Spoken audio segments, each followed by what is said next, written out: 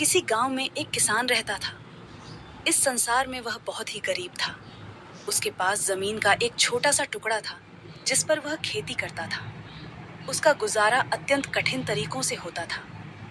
एक दिन सूरज की गर्मी चरम सीमा पर थी, परंतु किसान हमेशा की तरह खेत में काम कर रहा था। पसीने से लथपथ किसान बुआई के लिए खेत जोत रहा था। इसी बीच खेत में खुदाई करते समय जमीन से एक बड़ा सा लकड़ी का बक्सा मिला। किसान ने सावधानी से बक्से को निकाला। पहले तो उसके समझ में नहीं आया कि बक्से का क्या करें। आखिर उसने बक्से को खेत के बाहर रख दिया।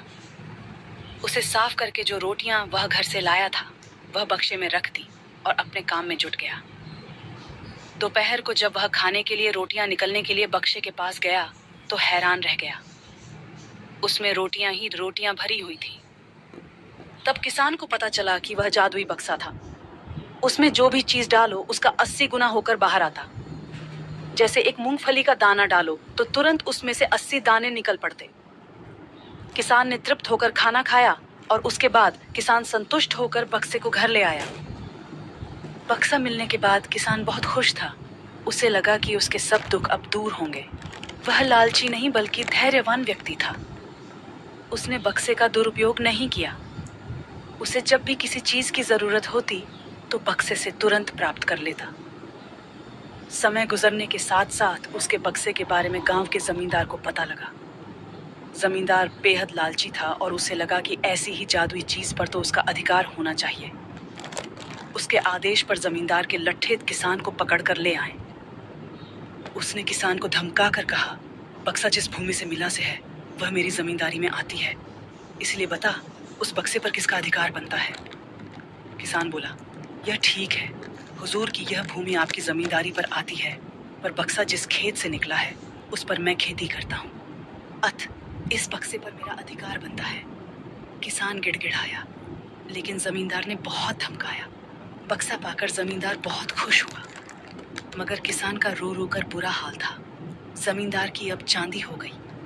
वह जो चाहता बक्से में डालता और उसे कई गुना पाकर खुश हो जाता। कुछ लोगों ने जादुई बक्से की खबर मंत्री जी के पास पहुंचा दी। पहले तो उसे विश्वास नहीं हुआ, फिर उसने अपने विश्वस्त सेवक को बक्से की सच्चाई परखने के लिए भेजा। वहां जो उसने बक्से का जो जादू देखा तो वह मंत्री के पास जाकर सारी सच्चाई बता दी। मंत्री ने जमींदार को बुलाया, फिर उसे डराते हुए कहा, हमें पता चला है कि तुम्हारे पास एक जादुई बक्सा है, उसे तुरंत हमारे हवाले कर दो। इसी जादुई बक्से को हाथ से निकलते हुए देखकर जमींदार की हालात खराब होने लगी। उसने मंत्री जी से बहुत विनती की, पर मंत्री नहीं माना। बक्सा पाकर मंत्री मतवाला हो गया।